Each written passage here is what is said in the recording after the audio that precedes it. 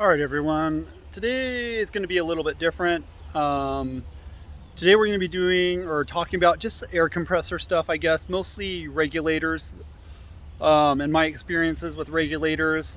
And sorry, I feel like I'm having a lack of thought here. It's like I have good intentions and I have everything planned out in my mind before I make a video, and then like you turn on the camera and it's just it never works. Anyways, so I had an experience where I have a engine driven air compressor in which you can see behind me. It does more sitting than working, but when it does work, I need it to work, if that makes sense. Anyway, so what happened was right there behind me, I went sometimes, okay, so I recently purchased a larger kind of shop air compressor from Tractor Supply Hardware. It's their 80-gallon two-stage air compressor, puts out right around like 16 CFM conservatively. And so when I got it set up, I went ahead and I put a Harbor Freight branded pressure regulator filter combination on it. And I think this summer I will be coming up on 2 years of having it set up like that. Anyway, so I wanted to just kind of take you over to that compressor. I'll show you what I have going on. Then I'll get more in depth into my air compressor here behind me. I know the thing is ugly, but it works. Sit tight. All right. So this here is the air compressor, the Ingersoll Rand from Tractor Supply. This is kind of how I store it. I use these canvas tarps, and they're treated with something from Tractor Supply, and they seem to hold up really well. Just because here in Arizona, like these regular tarps are only good for about 6 months and they just get destroyed. Anyways, so here's the Merlin. This is the 1/2-inch Merlin brand filter regulator combo from Harbor Freight. And I was really skeptical when I bought it because I use this compressor quite a bit. And I use air tools that use a lot of air. Like I use my air grinder, the 4.5-inch angle grinder that's pneumatic. That it uses a ton of air and it keeps up with it just fine. So anyways, I've had this for a while, and I was really skeptical when I bought it. And so I bought it, hooked it up, and it works great. And I think it's like $60. And I figured, you know what, even if it lasts a year, I can throw it out and just go get another one. So with that being said, let me take you back over to my engine-driven compressor, and I'll just ramble on some more about some of that stuff. All right, so the one I have on this unit here, this is how I set up. It's a 1/2-inch coming off my tank. I went ahead and purchased a aftermarket liquid-filled gauge here, just because they are resistant to vibration. And so when I went ahead and I purchased this filter regulator combo, I told the guy, I said, hey, it's going to be kind of in a service application, like intermittent service application. And I need something that can stand up to the weather and that's just going to last a really long time. And so I went ahead and I went with this. It's an Aero brand. And it's a B754. And so the guy's like, oh yeah, you know, it's a really heavy duty one. This is what all of our service guys use. And like, just, you know, kind of just told me what I wanted to hear. However, there's a diaphragm in the top that, you know, you have your low pass and high pass springs, and there's a diaphragm in there. And so sometimes when you go into specialty shops and you spend more money, you kind of work under the impression or under the assumption that if I spend more money for something at a specialty shop, it's going to be better quality, better parts, better service. That is not the case. This thing is a piece of shit. Don't buy it. So I have here, this is what the Merlin one looks like. It's 250 max. 40 microns. I can testify to that. It really does work. It seems to, it does everything it says it's going to do. I've bought this before. I've ran it for about 2 years. I felt confident in buying it. And then so I have a 1/2-inch supply line here for, sandblasting. And then I have kind of like your automotive style thing here, and I have it set up on a quick connect if I ever had to change hoses or do maintenance or just go do a different setup for whatever reason. Anyways, so I figured maybe I'd bring you guys along, get set up. Oh, and then I went ahead and bought another liquid filled pressure gauge for my tank pressure. Nice, huh? 2 inches. Because when you anything with plastic over time, this is just what happens. Like just the weather, just out here in Arizona, it just, you know, everything gets heat treated. It doesn't matter what it is. Anyways, let me get this, guys. I'm gonna shut off the camera for a little bit, get you guys set up, and we'll see. You know, we'll test it out.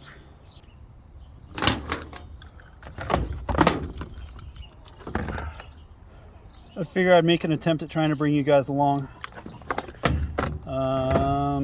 Actually, I'm not going to use that one.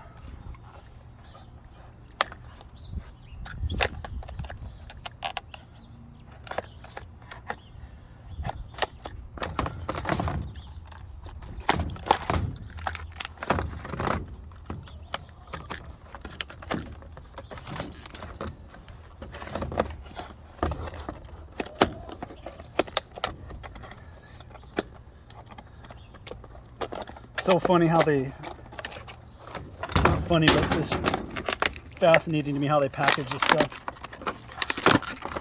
You know, but I guess nowadays you got to do it that way, which is, it's unfortunate.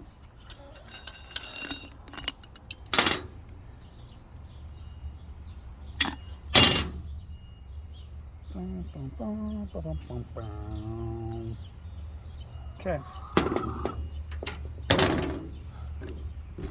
See if we can do this. This is more like high quality material that you can fast forward through. Oh, that's hilarious.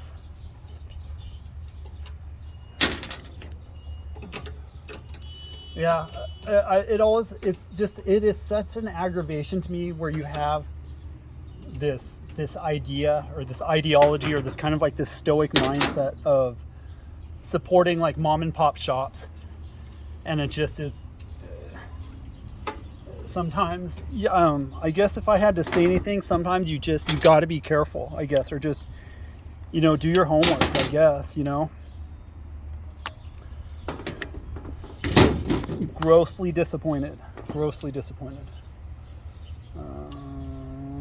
Okay, Teflon tape.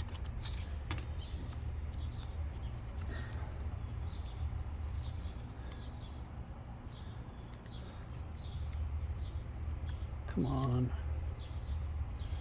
You know I love you. Do you love me? There we go. Sometimes you just gotta talk nice to stuff. Or dirty to it. Or clean to it. Whatever works. Alright. I know there's probably somebody who's gonna make a comment of like, oh, you didn't wire brush all this off and all this other stuff, but maybe we'll just have to come back to it someday. All right, I'm gonna press pause. I'm gonna go find an Allen wrench because there's a plug, an auxiliary plug on this thing that I got to take out. So I'm gonna press pause for a second. I'll bring you guys back. Just sit tight.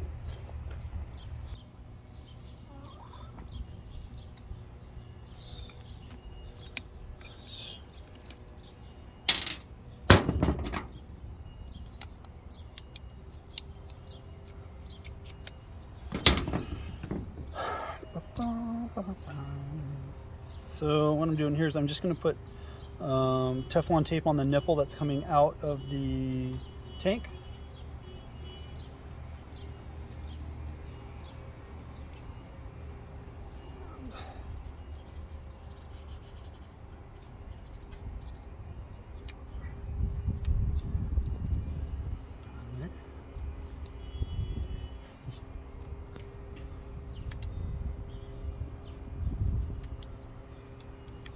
This would be good. Alright, where is...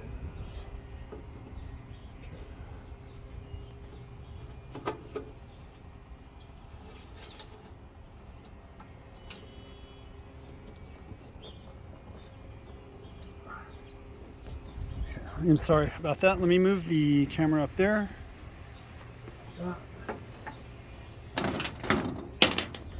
Alright, I'm just putting some Teflon tape on my quick connect here. It almost feels like a stand-up comedian where you go on stage and you just bomb, you know.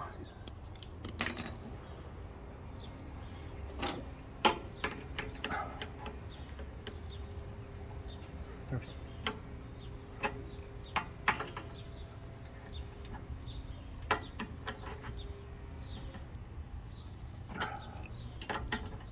that should be good. Get that. Yay, it fits. All right, next one. Here's my 1/2 inch quick connect. Just put a little bit of Teflon tape.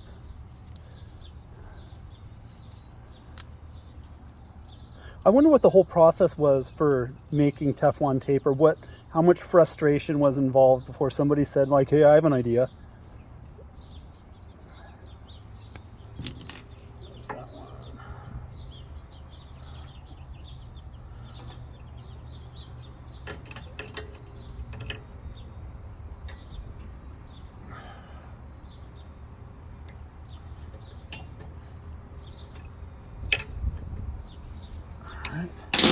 Okay, that one's good. So this is my liquid filled gauge. I'm gonna go ahead and thread it right there. And then one of the biggest problems about a engine driven air compressor is just the amount of vibration. So what's gonna happen is when I go to fire this thing up, it's just gonna shake like crazy. So I gotta kind of clear the deck here, I guess, for lack of a better word. Well, that's interesting. We're gonna have to see what happens with that. All right, that should be good. And we'll get some Teflon tape on my tank pressure gauge.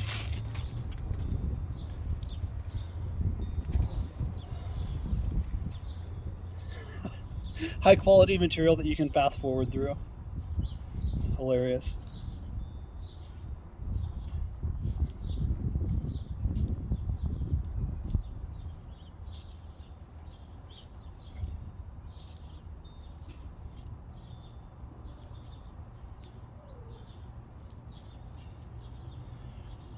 And that should do it.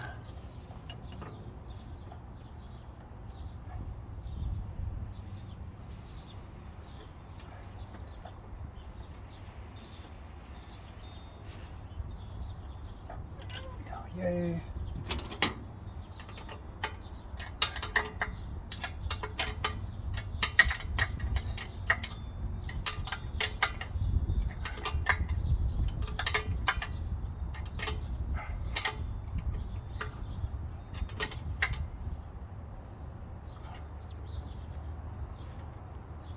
Okay, I think that's it. I'm going to press pause.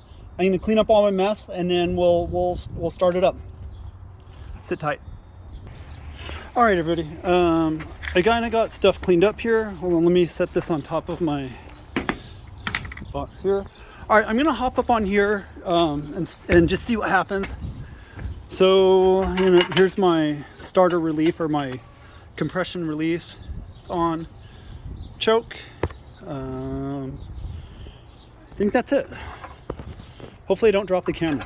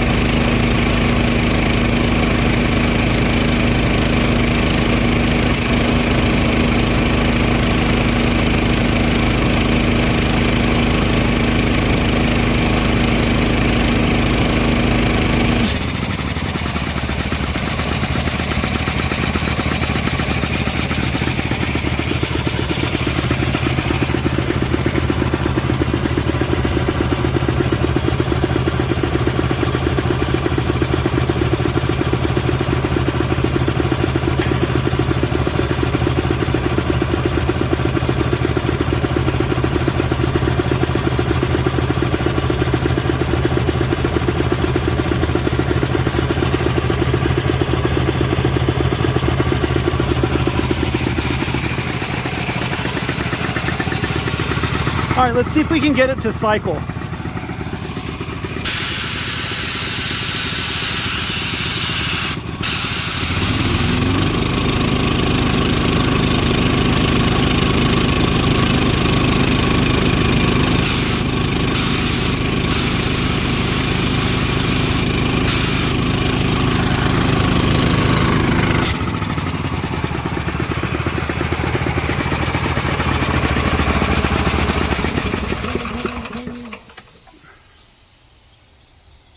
All right.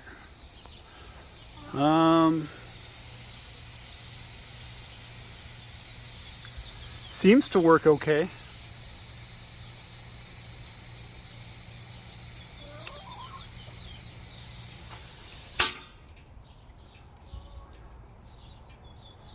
Yeah.